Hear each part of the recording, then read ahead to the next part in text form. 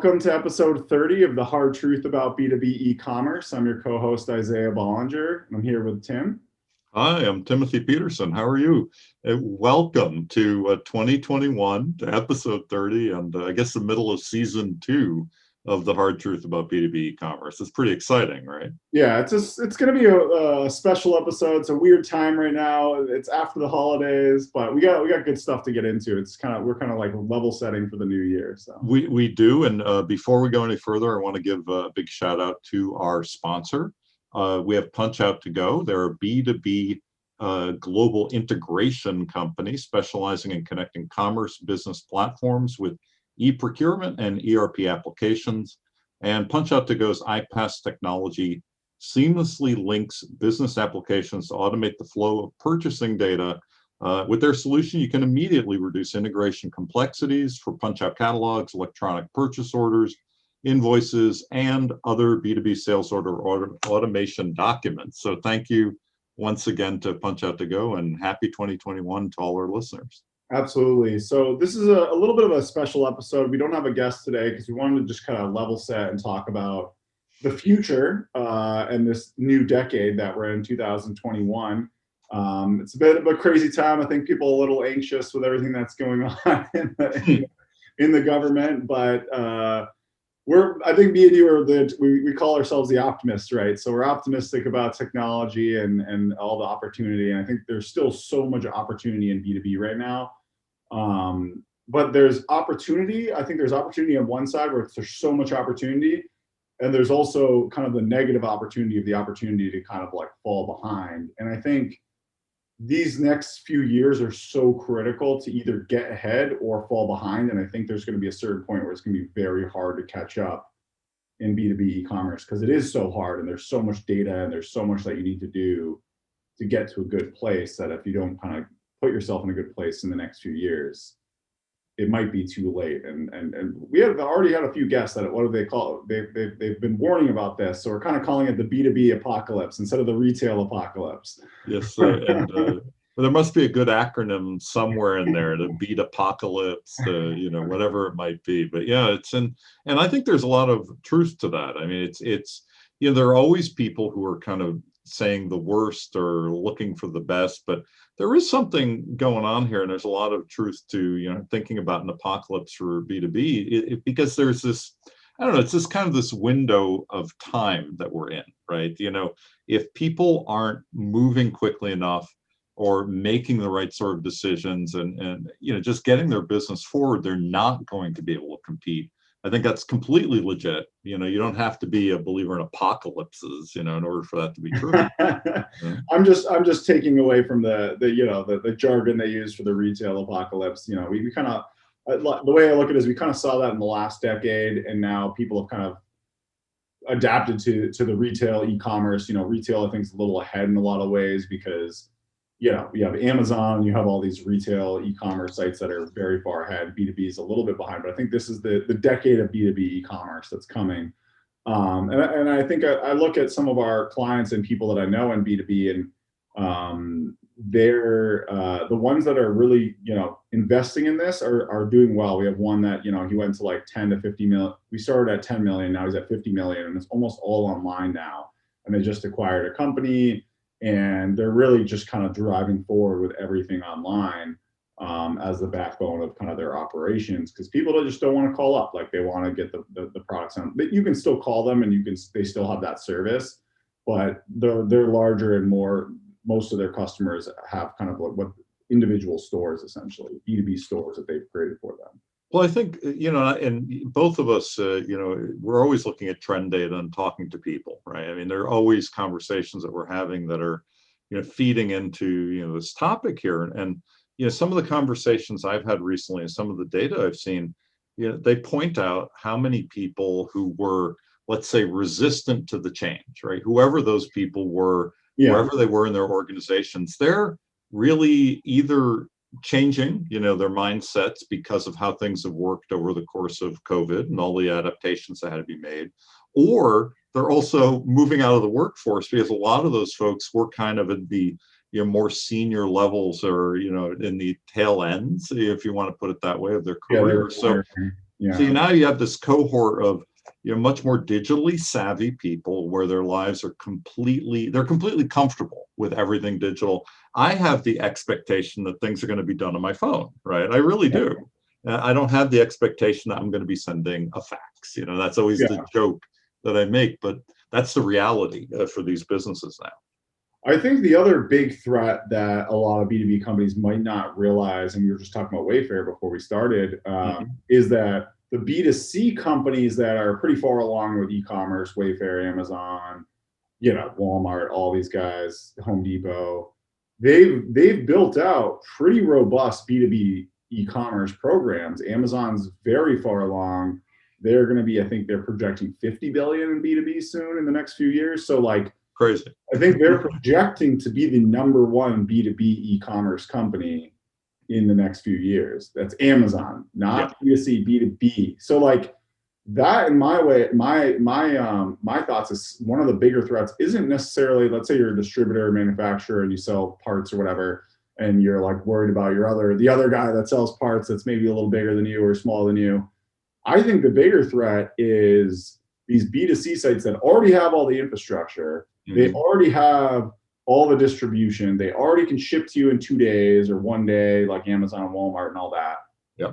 And all they have to do is basically add a program where you can log in and get better pricing in bulk shipments in larger quantities. And right, I mean, it's not that big of a leap for them to go from selling 1 unit to 100 units or 1,000 units, or you know what I mean? No, it's not. They're well positioned, right? I mean, that's I think also something that I want to impress on our listeners is that you might be better positioned than you think in order to be a major player and really just spend the time to do the homework and get the work done in 2021 so that you really can capitalize on all of these sister things that are happening.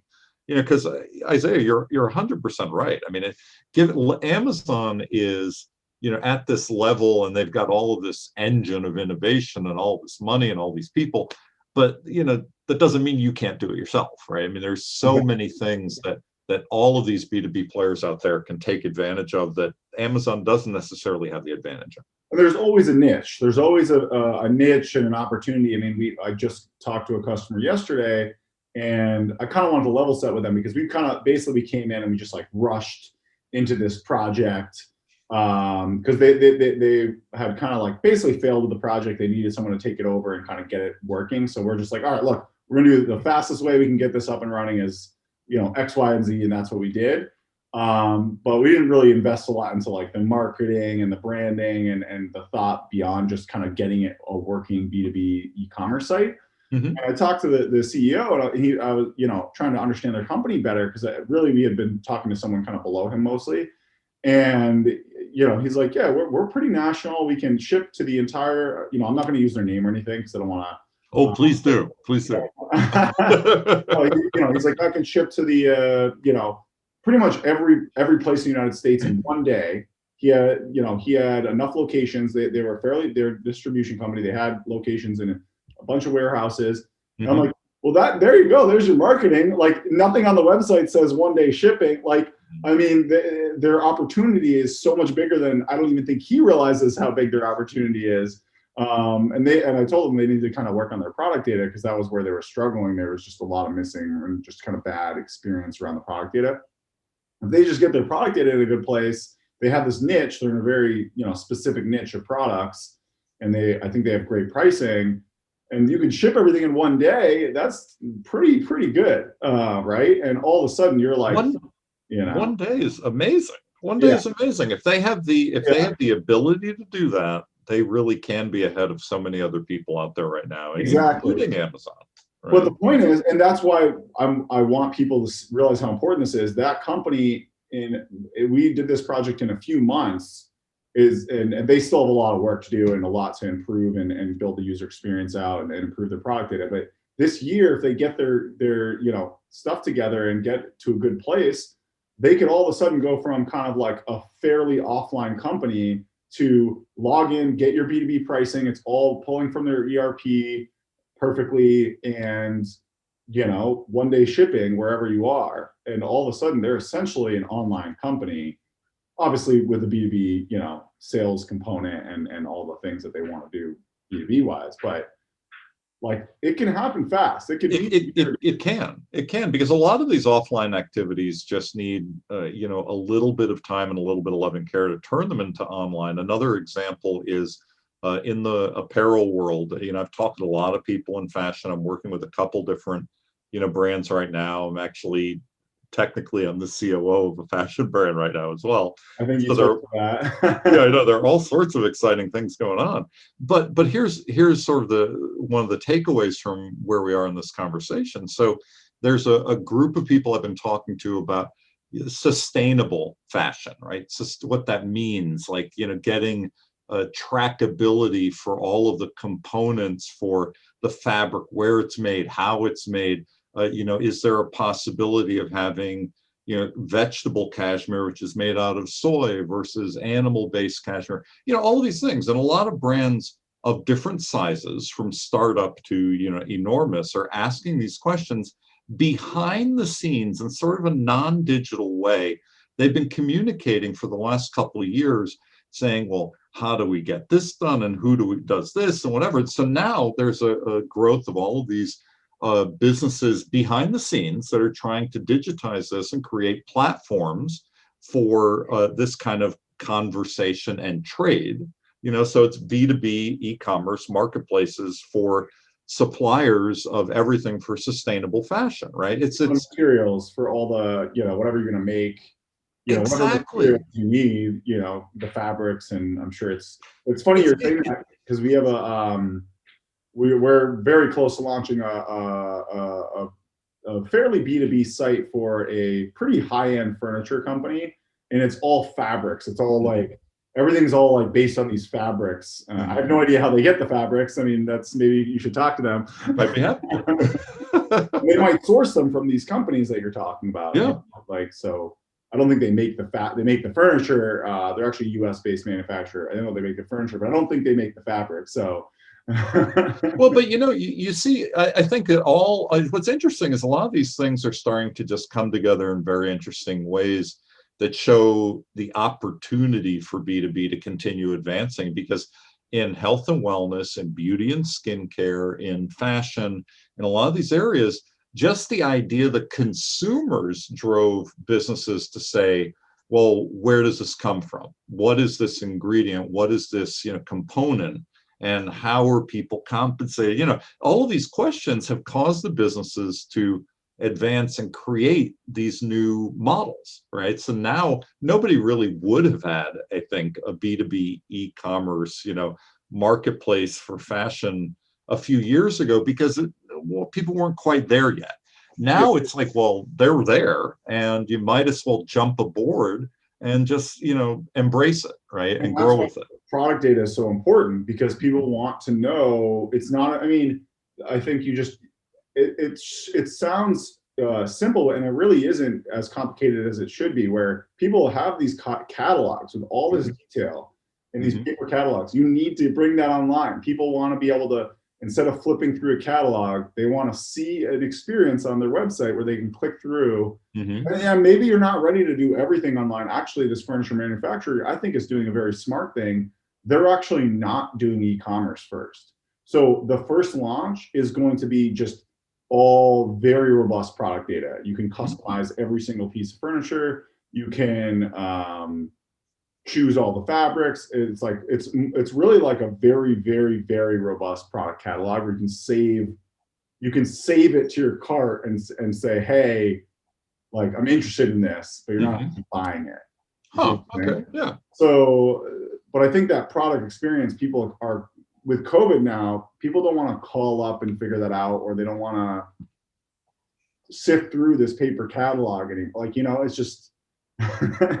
Well, no, they don't. And it also, how do I put this? It's kind of an interesting development of, like, a lot of people listening to this are probably familiar with, like, Alipay, AliExpress, all the Alibaba businesses. And so let's say you are, again, I'll use this example, like a fashion accessory brand, and you're looking for components for things that are getting manufactured in a central location. So I was recently working with somebody looking for handles for handbags, right? So they're all different sorts of things, but it's like, well, which of these are bamboo and which of them are chromed and which of them are whatever, right? All these different things. Well, where do you find it, right? You're not necessarily making it. You're finding a component that people are making, and then there's a marketplace. But how do you find this stuff, right? How do you find it? So the people who are making it, the ones who are making it out of the factories, let's say in China or other places in Asia, were early in this, putting it out there in places like AliExpress so that I could find 1,000 units of a handle for a handbag and get it shipped, in a container. But that's not all of the story. There are so many people who have smaller quantities or are selling this all around the world, all around the US, right? That could be in these marketplaces and selling, in a different way. And I think that that's kind of also something a lot of folks are realizing. It's like, why can't I do this? Why can't I jump forward? I think a marketplace is a good topic. I think B2B companies need to start thinking omni-channel. Like retail has been thinking omni-channel for a little while now. They have in-store, they have marketplaces, they have their website. And I think most retailers are starting to wrap their head around omni-channel for the most part. Not as, maybe some are better than others. But I think B2B companies need to start wrapping their head around omni-channel and say, okay, I've got this, $1 million of inventory or whatever it is, right? And some of that's going to go on my website for B2B. Some people might call in, fine. And then some people might actually come to my warehouse, or maybe they have like a pickup location, and then some of that, throw it up on the marketplaces. There might be 5 or 6 marketplaces where some of that inventory should be on those marketplaces, right? I mean, I think that's, and Brian Beck, I think, talks a lot about that. Where absolutely. And I'm gonna challenge our listeners to come back to us with something, because I had a thought and a couple conversations. So let me put this out there for you. It's connected to this. What if there were like an Instacart for B2B, right? Think about that. This is a fascinating conversation I was in. I was like, what do you mean, right? Like, where does that come from? But the idea is that, let's say there would be this dashboard I could go to with potentially hundreds of places that have pieces of things that I need, supplies that I need, whatever I need as a business, and I could pay to have a shopper go get that stuff from whatever appropriate places and deliver it to me on the schedule that's there, right? That's something that doesn't exist yet. It doesn't exist, right? As far as I know, everything is like individual, right? It's like one. It's this business to that business, or I go to a marketplace and I'm placing orders or what have you. There's no Instacart for B2B, which is I thought a fascinating idea. Like, fill up that truck, get it to me, 2 weeks from today, and these are the 200 things that I need, and I'll pay. I think there will be. There will be. I think there absolutely will be. Maybe not this second, but I think that kind of experience is definitely coming. I mean, that's a good example of Instacart, where if you want like groceries from 3 different places, I think that's how it works. You can kind of get it, and they pick it up from all 3. Is that how it works? I haven't actually ordered. Well, yeah, it really is. But that's why when you said omni-channel, there are all of these things that I think are really becoming like part of the thought process for B2B now, because the whole idea of Instacart is really a pure omni-channel idea. There are physical locations, and there's this online tool, and you're paying somebody to bring stuff from one place to you, right, and deliver it. So put out in your front porch or what have you on a specific time course. And it's a very interesting sort of model. And of course, it's not like you're putting it in a little shopping bag and here it is, right? It's something that is going to require a lot of thought and a lot of care. But there's no reason the model can't exist, that you can't have something like this. And the same thing with things like curbside, right? Which sounds kind of weird for B2B, but it's really not. I could pull up my van or my truck or have somebody from my business go to a location and have it loaded at a specific moment in time with all of my orders, right? So I love these kinds of ideas, and just thinking about how omni-channel can work. Absolutely. We have a customer that has like these trucks that pull up to their companies, and they like deliver these individualized items Mhm. for these companies. So that kind of, I think that's what B2B companies need to realize, is that they've historically been in this mindset of, okay, we manufacture stuff and we sell it, and or we, you know, distribute stuff and we have these relationships, and that model is kind of going away in the sense that people want convenience and they want to save time and they want options, right? So, and obviously they want to have a good price and so how can you take your products and services, whatever it is, and get it to them as like, so that they can basically quickly get, almost like Uber, like how do I, you know, go on, click a few buttons, you know, with some options, and then see in real time, like, how is it being delivered to me? And I think that's the experience that people in B2B want. And I think a lot of B2B customers don't realize how much business they're losing to B2C. Like even us, we buy a lot of desks from a company called Autonomous. I don't know if you've heard of them. Yeah, I have. Yeah. And they don't actually really have a real B2B program. It's kind of a stupid program. And the way it works, it's like, you know, if you buy two, you get a slightly better price. It's just like a tiered pricing model. Yeah. We're essentially, to them, a B2C customer just buying a bunch of desks over the years. Mm-hmm. And there's been other distributors that have tried to sell us on, you know, office furniture as a distributor, and we'll be your everything for office furniture. And the experience has just been so old school to us. If they came to us and said, hey, we have this like online portal and you can get autonomous desks, but you can also get at these other desks, that would be interesting, right? Like, hey, we can get all this, like everything we want in this one portal. But that's not what they did. I think they had an online website, but it was just like so old school. It was just, this was like a pretty big distributor. I want to say they were like over 1,000 people. Huh. So, well, you know, I mean, and again, I think our listeners have probably seen a lot of the same data, so I'm not, you know, educating them on all of this. But what fascinates me is that, you know, a lot of folks assume before they look at the data that everything's about price or something. But really, what a lot of businesses are looking for is the convenience, as you said, and it's also about service, right?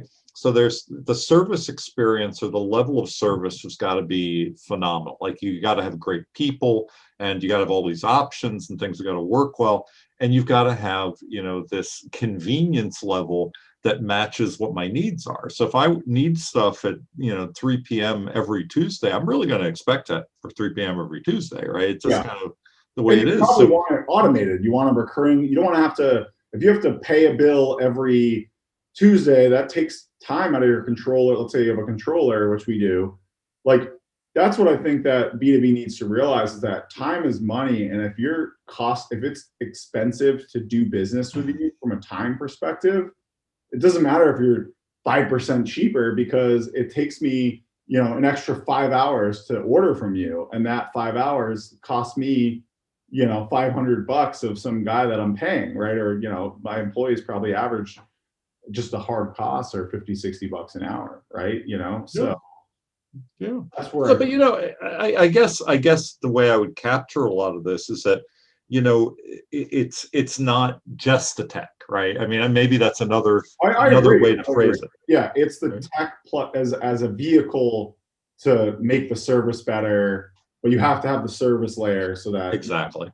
Yeah. And the salespeople can be part of that service layer. I think that's an important thing, is that the salespeople should be maybe the starting point of that service layer, where they're like, hey, this is how the program works. This is how it's all going to work. This is how we're going to make it easy for you. This is what to expect, setting all those expectations. So there's still a role for the salesperson, a valuable role. It's just they're not necessarily going to be they shouldn't be taking orders all day, you know. Yeah, the dystopian idea of like robots replacing us all and everything we do, it really doesn't hold. I mean, in my experience at all, right? I mean, I think that there are a lot of things that people have done that have gotten more automated, and you know, I've been in warehouses where I see the robots zooming around with product, and it's pretty amazing, right? But there is really a lot that salespeople still need to do, and that people at every level in a business still need to do. And, you know, pushing new technology is just going to bring in more customers, and pushing new service is going to bring in new customers, and, you know, new types of convenience. It's a cycle that's that's a big virtuous cycle, you know, that where good things happen. Yeah. And these companies like Amazon and Wayfair that are moving more into B2B, they're hiring lots of people. They have salespeople. If you sign up as a B2B customer on Wayfair, they will call you very fast. Like they are immediately like trying to sell you more stuff. It's true. But how many employees does Amazon have at this point? 1 million? I mean, I really don't know. It's a I think crazy number. Right? It's definitely, I think they're catching up to Walmart. I think they're still number 2 to Walmart in terms of employees, but it's not going to be long before this decade. I think you'll see Amazon surpass Walmart in terms of employees and revenue and all of that. And given that they don't have, you know, however many thousands of retail locations that Walmart has, that is extraordinary, right? I mean, it's just extraordinary to sit back and think about. It's like they have that many employees doing all these things. They're highly automated in a lot of ways. I mean, there's no denying that. And yet they're adding people, you know, left and right every single day. So B2B needs to remember that it's not like this is a risk, you know, it's a risk not to do something. Yeah, I think that actually that brings up a really good point of something that I want to touch on. I think most people would see this as a B2C tool, but I think you're going to see this potentially roll out in all of commerce. And the Amazon Go technology is still early stages, and they're rolling that out. And I believe they made an announcement that they're going to license it. I think it is already being licensed. I actually was researching that for another reason. It's already being licensed. And also for our listeners' information, I dug up one tidbit that was hard to find out. In their agreements, even though there is some data shared, what Amazon really wants out of these licensing of their Amazon Go technology is the relationships with the retailers. So they're actually protecting customer data for those retailers this time. They're not really automatically going to be stealing it, which was the fear that so many people had when they first talked about licensing the software. Well, that's great to know, and I'm sure that helps a lot of people overcome that fear. But what I think is going to happen is that we're going to move to this automated store experience. So there's still people say, oh, in-person's going away. No, in-person's going to be here. A lot of people are going to go pick up in store because, you know, it is hard to have everything instantly delivered. Now, I mean, 2 days fast with Amazon, but it's going to be hard to have everything 1 day or 2 day. There's going to be an in-store value, but I think it's going to move to this more Amazon Go experience where you go in and you literally just go get it and you don't have to wait in line and you walk out and they charge you, right? I think it's just kind of scans to your account. Is it scanned to your Amazon Prime account? Is that how it works? So I have the Amazon Go app on my phone. I've shopped in Amazon Go stores. I was part of a test for that a while ago, which I'm very proud of. So it connects to your Amazon account and you could set up payments connected to Amazon. So basically it's a QR, you know, and you go into a store and then everything is going to be charged that you grab off the shelves and throw into a bag and out you go. And it really is pretty remarkable how it works. But also again, this is one of these things people think of differently. In those stores, there are people, right? I want to make sure everyone knows this. It's not like cameras, product, and you. It's cameras, product. Yeah. I mean, there are people who are offering to help, who are restocking the shelves, who are just saying, you know, did you have any questions? You know, that kind of thing. It works, though. It really works. I mean, I was going in before COVID kind of took things over. The office I was working in, part of my time in New York City was like 2 blocks from an Amazon Go test store. And I'd go there for lunch and I'd grab stuff from them just to see how things worked. And it really does save time, and it's extraordinarily convenient. You grab that, you know, pre-made, you know, meals off of the shelf, and you just leave. You know, and that's it. You're done. And you're like, yeah, did I pay? Oh, I paid.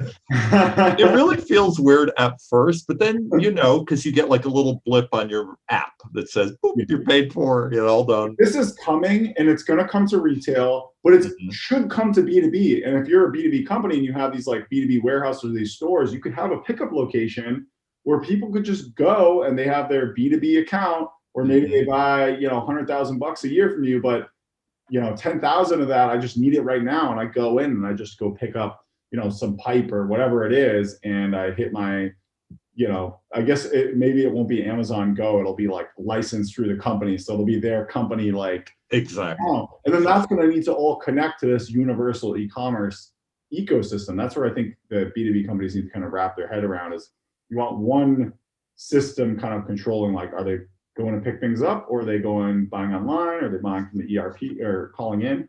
Well, So I'll give you have one record for all of that, I'll give our listeners another piece connected to all of this magic, because it really is an opportunity and somebody's need to do it. So everybody knows these storage facilities, that are everywhere, just, like a public storage, a U-Haul, whatever, where you're, pushing up the garage door unit and storing like grandma's furniture or whatever you're doing there. Yeah.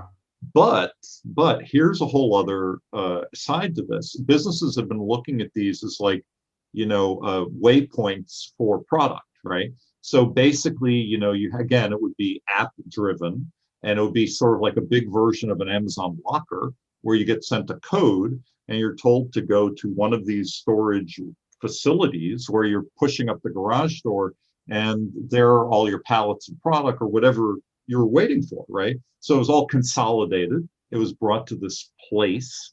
You're notified digitally. You get your app and you scan it and go in and pick it up. And so these are things that people got to think about. I certainly think that some investors should get together and take over some of these storage facilities and turn them into this, right? Yeah, or these dead malls, or these malls that are all going to go out of business, right? Exactly.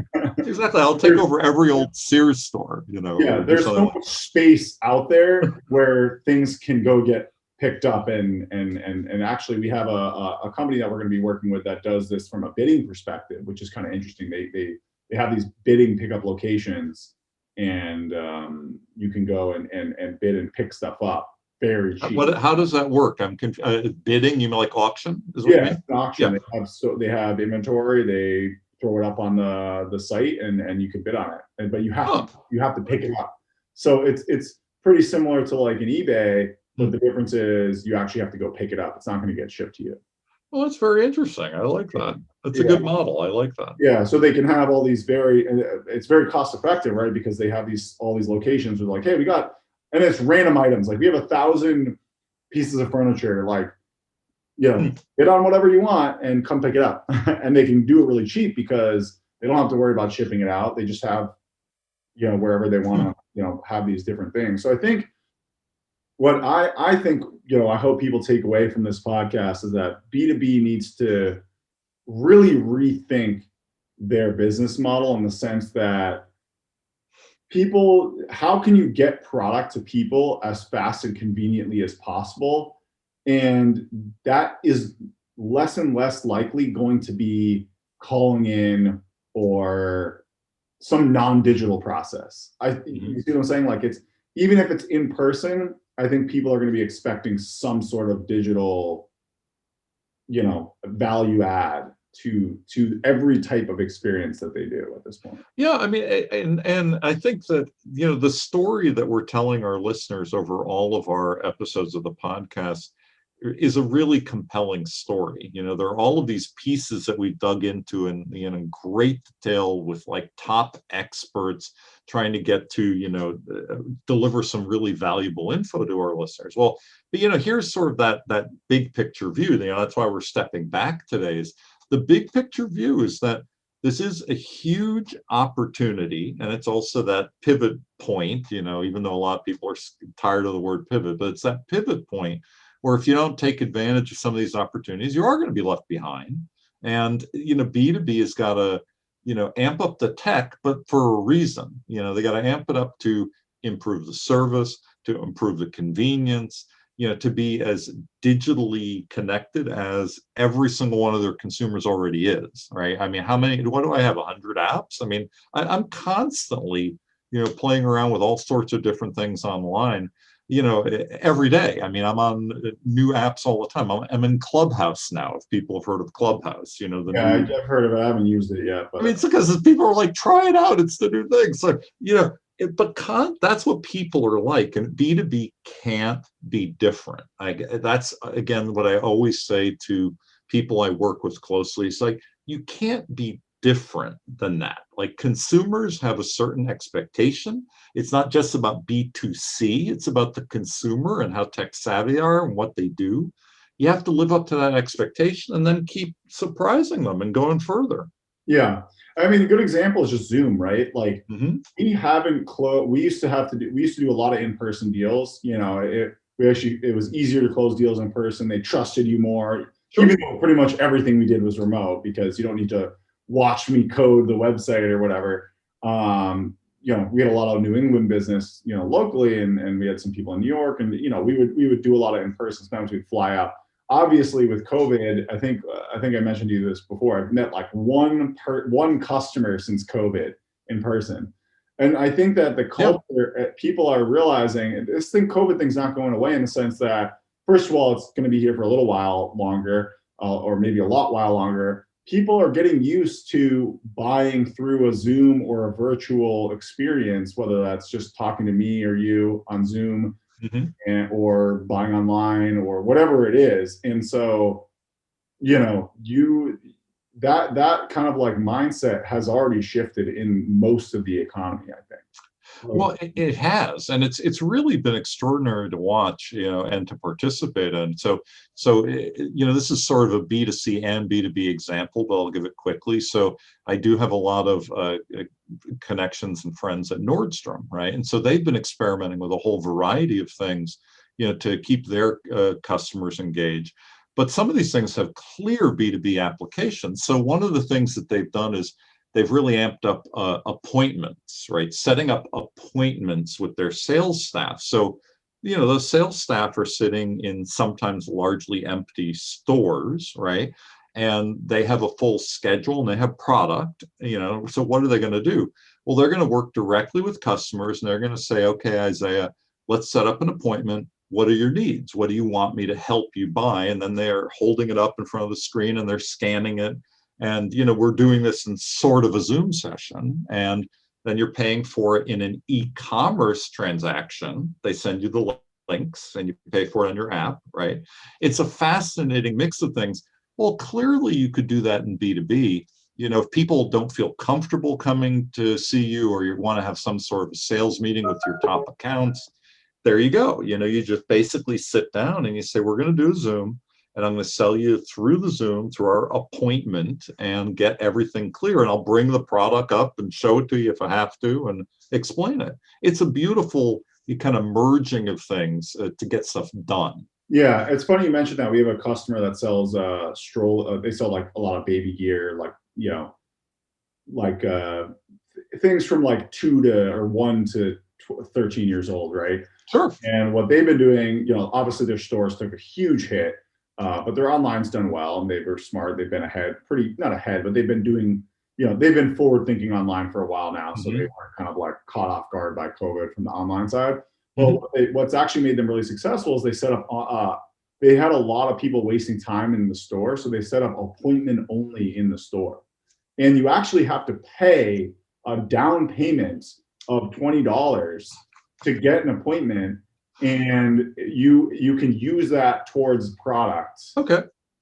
And so they said almost everyone buys, like it's like 95%, right? Like no, most people aren't going to waste. So now they don't have to staff the store as much. They only have to worry about appointments, and those people are very, very likely to buy. So it's an interesting kind of like change that they made for COVID. And well, you know, I get very sentimental about my early years in retail, and you know, I used to do personal shopping, and I'd have my appointment book with my clients, and we'd set up appointments, and I'd get product ready, and they'd come in, and I'd put on a little extravaganza, and then they'd spend a tremendous amount of money. I love that, and the model, you know, today, exactly as you just outlined it, works. You know, it really does. It respects people's time. It gives, you know, allows for research. Like, you know, our customers coming in, what can I do for them? As opposed to somebody just showing up and, you know, you saying, well, I think I need this, that, and the other thing. And then they're running around trying to help you. This way, it really is an appointment. Like, you're getting that stuff together in a moment. I think B2B could learn from this, and they could, here's a kind of an idea. Let me know what you think about this. You have your catalog online, right? Your product catalog online. And some things are out of cart, but you could have, you know, a lot of our customers actually have request a quote, but the request quote, we could take that a step further and say request an appointment. So I want, here's the 100 things in my cart that I think I want, and here's all the quantities, but I want to talk it over with you. This is a $100,000 order, right? Like this could be a big order, right? Like a complicated big order. I submit it to you. I'm not actually buying it, but now let's set up an appointment and talk through the whole order. And now the sales rep sees everything that's in the order that they want, can come prepared, can even say, oh, they have all these things. Well, they should probably get this stuff too. Upsell them on another, you know, $20,000 worth of stuff. And, you know, these experiences it's not that hard to go from, you know, e-commerce to, you know, submit this quote and, you know, set up an appointment for that. Well, and I think it's a great idea. Let me just underline that, because, you know, it really is a great idea. And it also, it cuts across almost every category, because you really, you know, you can make the case for just about any business, you know, working with another business, that you can package things differently or tell your story differently if you have the opportunity. And that's school supply businesses have been doing this a lot, especially during COVID, because they were working, you know, directly with schools and universities and, you know, nursery, you know, situations and whatever. Yeah. And then they worked with homeschooling, you know, families on the B2C side, all of this stuff going on. But a lot of it is consultation, where they'll say, well, you know what, before you buy, we want to have this quick conversation with you, because, you know, if it's kids in 4th grade who are doing whatever, you might want to consider this. So they package everything. And usually it amps the average order value up, and it makes people even happier because they may have been told things they didn't realize, right? You know, it's like, and I love that. Why not? I mean, I think that's a lot of the value of B2B is a lot of these B2B companies have a lot of very specific product knowledge, right? They know a ton about, you know, whatever, plumbing supplies or HVAC or whatever it is. So you do want to get people on the phone and you want to educate them, but people don't want to be on the phone for no reason. They don't want to be sold anymore, right? So they want the option to talk to someone, not, oh, I have to talk to you when I should be able to just place this quick order. So you need to give them the options, I think. It's like some people just want to place a quick order. Some people do want to talk through this big complex order, or they have a lot of questions about products. You need to be able to do both, right?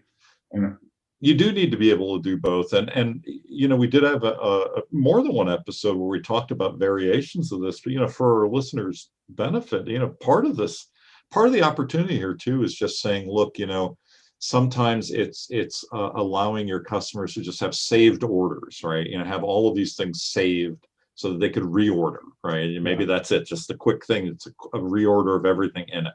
Sometimes it's like a packaged deal, something bundled that they really need that maybe wasn't presented to them properly before, so they don't have to look for all the components, you know, every time over. There are packages, and then it's the consultative stuff that you're talking about here, where, you know, I'm happy to set up an appointment. It doesn't mean it's going to be an hour-long, you know, conversation with a sales rep. It could mean that I just need the confidence that I'm doing the right thing and I'm getting the right price, and I spend 10 minutes, right? It's time saving, you know, and adding in all of these extra dollars potentially to a business's bottom line.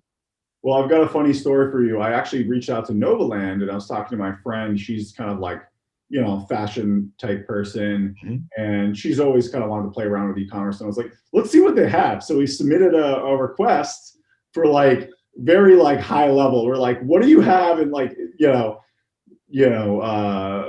accessories and all these different categories. And so we're going to talk to them. We set up an appointment, and that's great. We basically submitted, a request for like 10 different categories. And we weren't even SKU specific. We were just like, but it was very simple. It was just like kind of a form. It was a nice, like a basic online experience. And now we have a call with them. But now it's a call that has purpose, right? Like he knows he can go and do all the research on the things that I want in the platform. And once we know more, we can order the specific SKUs, but we don't know the SKUs yet, right? Because it's too we don't even really know what they have.